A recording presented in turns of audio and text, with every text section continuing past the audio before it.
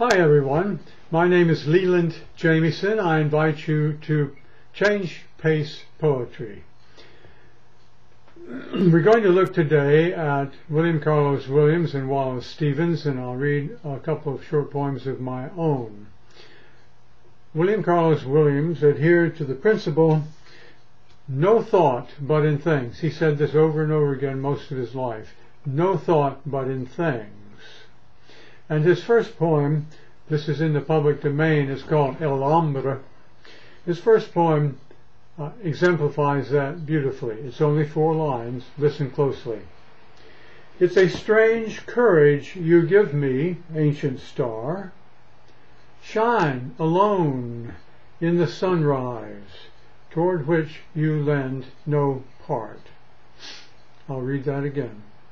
It's a strange courage you give me, ancient star. Shine alone in the sunrise, toward which you lend no part. Now, Wallace Stevens was not an adherent of the maxim, no thought in things. In fact, he was addicted to metaphors. His early years, not so much, but the later years he wrote mostly about poetry and wrote in luxuriant metaphors. So we're going to look at a poem of his, again very short, an early poem that's in the public domain, and here he does a turnaround. He first favors Williams' point of view, and then he reverses it with the addition of about a half a dozen different metaphors, or so it seems to me. Here is Stevens' poem. It's called Nuances of a Theme by Williams. Shine alone, shine nakedly, shine like bronze that reflects neither my face nor any inner part of my being. Shine like fire that mirrors nothing. Lend no part of any humanity that suffuses you in its own light. Be not chimera of morning, half man, half star. Be not an intelligence like a widow's bird or an old horse. And now I'd like to read 2 short poems of mine from this book, 21st Century Bread. The first is called Silage Team, Machete Thirst. My eyes sweat thorns. They're filled with grit, airborne on every swipe of blade. I think they'll burst. Nothing is worse than cutting ripened corn. No work I ever did brought me such thirst. Or are the bug bites down my shirt the worst? Come truck right in, atop the load, we skin and munch green stalks. How broad and sweet each grin. And now this second Williamesque poem is called Rapture in the Sun. The navel oranges Mom arranged in her fresh centerpiece I changed but slightly, picking one to eat because it looked to be so sweet.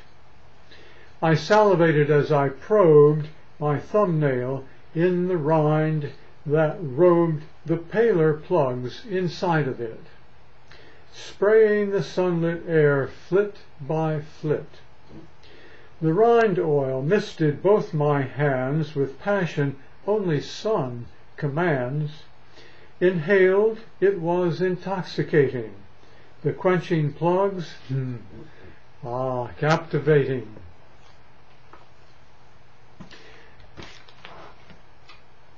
Although that's Williamesque, I use a little more music than Williams used. Music was one of the things that Stevens used to great benefit.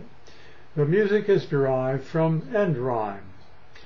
Now, you probably think that with most of your contemporaries that writing end rhyme is an impossible block to creativity because it stops the flow of words. I want to propose the contrary, that writing in rhyme, if you use the reverse principle, writing in rhyme is a prompt to creativity and will lead you to imaginative outpourings that you did not think you could have in you. I'm constantly astonished at what comes out of the practice of reverse rhyming. Now, I won't get into it in any kind of detail. Instead, I'll invite you to visit my website. Get it straight here. jamiesonspoetry.com. The very last page, you rhyme it. jamiesonspoetry.com. You rhyme it. If you go to this page, you'll find a free tutorial that if you follow, using the reverse principle, if you create a half a dozen poems using the reverse principle from start to finish, and send me the best one of those, just the one best short poem, then I will take all those I get and look at them, and to the individuals who wrote the 3 best poems, I will send a formal critique.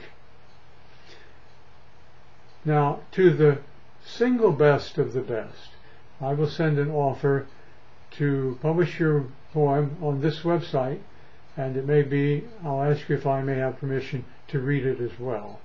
So, check out the website. That address again, jamiesonspoetry.com. You rhyme it. And let me hear from you soon. Thank you.